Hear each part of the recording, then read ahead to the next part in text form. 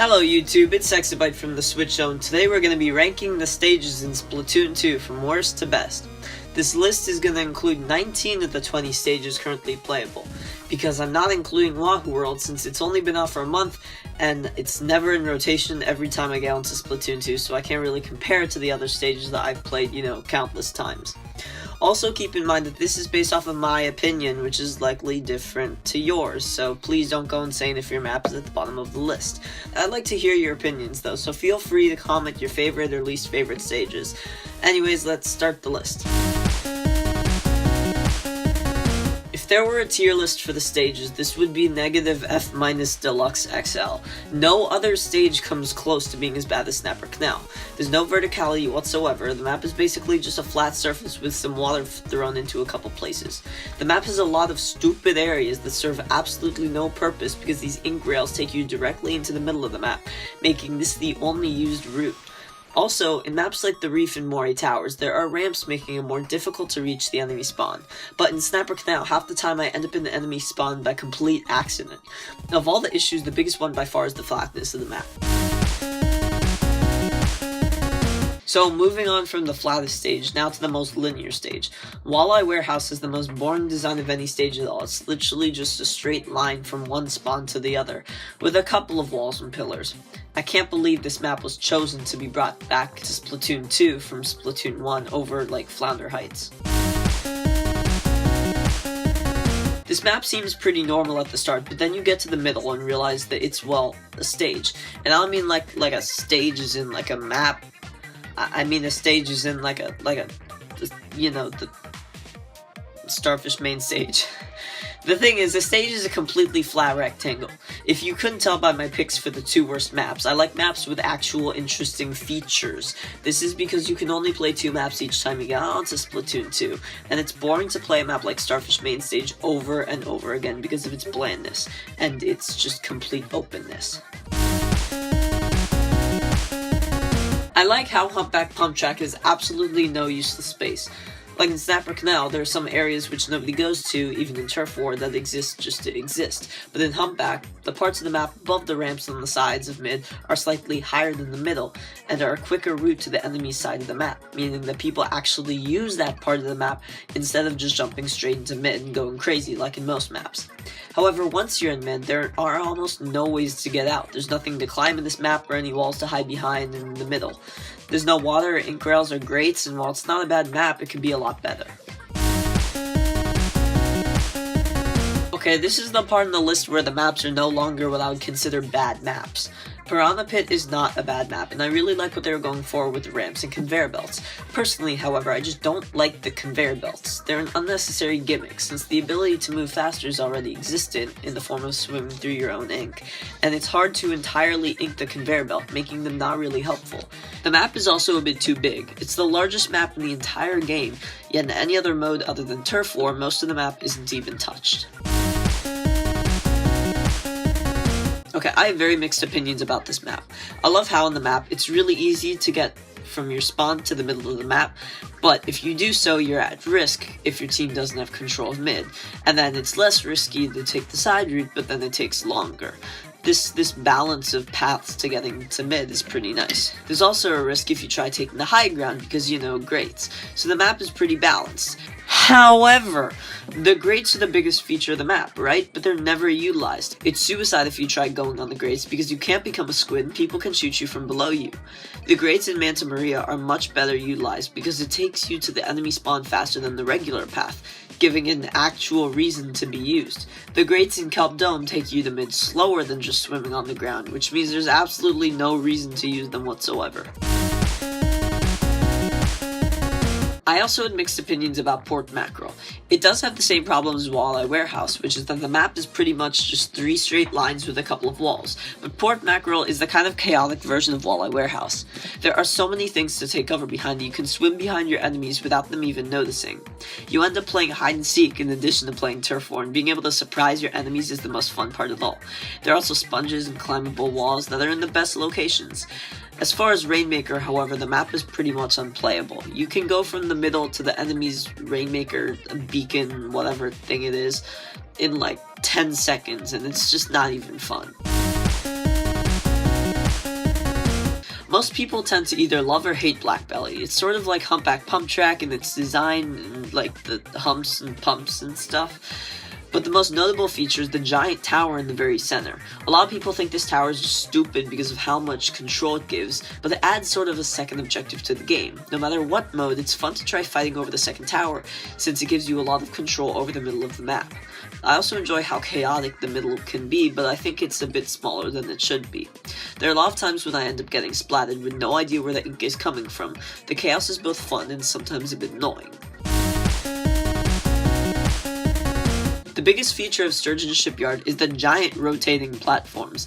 I like the way they're integrated a lot more than the many spinning platforms in all of the Shifty Station variations, but I think that the platforms aren't used enough because of their awkward location.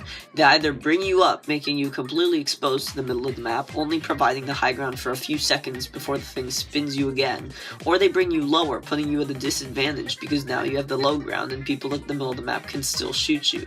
So no matter which way you go on the platforms, you're going to be put at a disadvantage. Though the platforms are often ignored, the layout of the stage is still pretty nice, and the middle of the stage isn't as chaotic as it is in other stages.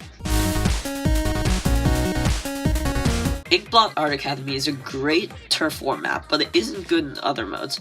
I say this because the side chunks of the map, which are kind of just being there with no real purpose, and an annoying center tower, which is more powerful than the one in Blackbelly because it can only be approached from certain sides. However, the map is still interesting because of how hard it is to push the enemy spawn. While the middle of the map is hectic, the most intense part of the game is when one team tries moving up the ramp, or the little box thingy, you might know what I'm talking about, and starts to get closer to the enemy spawn. No matter what mode, this area of the map is really fun and really intense, because while in all modes you need to be aggressive, but one wrong move can cause your entire team to get wiped out. Even though the middle of the map is just a mostly flat rectangle like in Starfish Mainstage, which I seem to dislike, it works really well with the rest of the map. You can stay at the main entrance to the middle of the map and give yourself a bit of height, or you can go the sides and gain a lot of height. There are also many small paths which can be used to flank the enemy, but they always go through lower ground. The middle is sometimes a chaotic mess, however. Shellendorf Institute is one of the most balanced stages, in the sense that each part of the map has certain advantages and disadvantages which even out.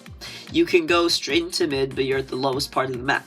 There's some cover, but not too much. The glass ceiling gives you a huge height advantage, but you're still able to be shot from the enemies on their side of the ceiling. You also can't turn into the squid, which is a great way to punish the high ground. Even the ink rails are risky because you can be shot from enemies in the middle, or on both the high and the low ground. Okay, I had no idea where to put this map, to be honest. I do love this map, but there are a lot of stupid things which come with the design of long ramps spiraling down into the center. No matter the map, I enjoy having the map slowly get higher as you get closer to the spawn point, making it harder for people to push. Moray Towers took this idea and went as far as they could possibly go by making like giant towers, that's kind of the gimmick of the map. There are walls you can climb, however, which is the best thing. When trying to get closer to the enemy side, there are always ways to avoid anyone seeing you, but no matter where you are, someone on the enemy team will have the higher ground. Moray Towers, in my opinion, is hands down the most unique map of all of them, and so I'll give it that. Mako Mart's a pretty standard map. There aren't any gimmicks, massive towers, or weirdly shaped areas. However, Mako Mart utilizes verticality incredibly well. There are no overpowered high points, but rather each section of the map is at a different level. You have a choice at the start of the game whether to go down the safer path or go in the ink rail straight to mid, while unlike Snap or Canal, being low enough to get splatted. Also, the map looks great enough with all the detail added to the groceries both inside and outside of the map. Arowana Mall is the only stage with the creative idea of, first of all, including the sides of the map in the same area as the middle, as well as giving the sides the high ground. There are also ramps all over the map, but unlike the ramps in Blackbelly and Humpback, these are actually swimmable and necessary. Though it's a bit linear, the unique integration of the sides of the map and the many ramps makes it in the number 5 slot. Okay, don't go crazy about me putting this one in the number 4 slot. Most stages involve a middle area, 2 side areas, an area between the middle and the spawn, and then an area around spawn that's pretty much unreachable for the other team. Camp Triggerfish ignores this entirely by splitting this into 2 sections. However, strange concepts like this can be refreshing compared to the typical stage layout. I like how whenever you spawn, you have a choice between the straight path or taking the ink rail to the other path. It takes away the normal encounters in the middle with 3 or 4 people on each team just going crazy with ink, and allows for more 1-on-1 or 2-on-2 encounters since the map is split. The only weapons that can effectively shoot from one path to the other are chargers, which are normally underpowered weapons, so the fact that they get their time to shine in this map is a good feature. Say what you want about this map, I think it's pretty good. Seems a bit weird for me to put this at the number 3 slot since it seems too much like a meh map. You know, a map which is pretty standard and you don't really get too excited to see it in rotation, but it's not a bad map. But Musselforge Fitness is really a great map when you think about it. It's a map where each weapon type has a role. For example, the chargers have a place to snipe, rollers can roll along the sides of the map, rushes control the very middle, and shooters, umbrellas, and blasters guard the areas going into mid, like the perfectly designed graded bridge, which allows for some pretty fun encounters. The graded bridge is also a very important part of the map since it allows you to make it into mid quickly without having to move up the steep ramps, but you can't swim through them as you're at risk of being bombarded by the people in the middle. However, the middle is hard to control because of all the available entrances, including swimming up the walls of the slopes or just going up the slopes. Overall, the map just works really well. Manta Maria uses grates in the way that Kelp Dome failed to. In Kelp Dome, the grates were slower than traveling on the ground and put you at risk of being shot from below you with no way to hide. The grates in Manta Maria are the same way, except they allowed you to reach the high ground near the enemy's team's spawn much quicker than traveling on the ground. While the middle is a bit too wide open, the map really shines as you get closer to the enemy spawn. The main area is open, the sides are higher up, and there's a great bridge that is actually worth using. The map also uses the wall swimming mechanic more than many other maps do. There's not much else to say about Manta Maria, but it just feels really nice to play.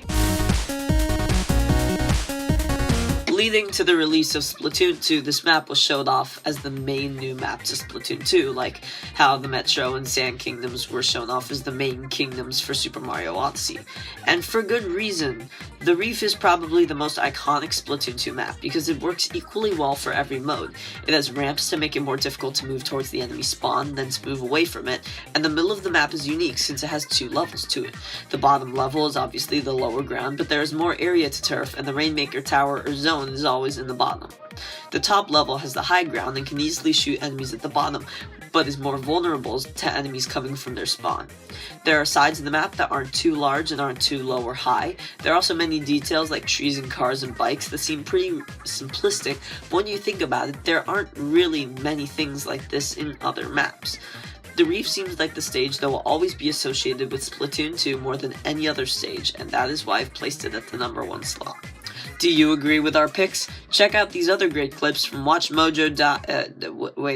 Whether you agreed with my list or you want to break my Switch in half, feel free to comment what your favorite stages are. I'm curious to see what other Splatoon players think. This has been Exabyte from The Switch Show. Stay fresh.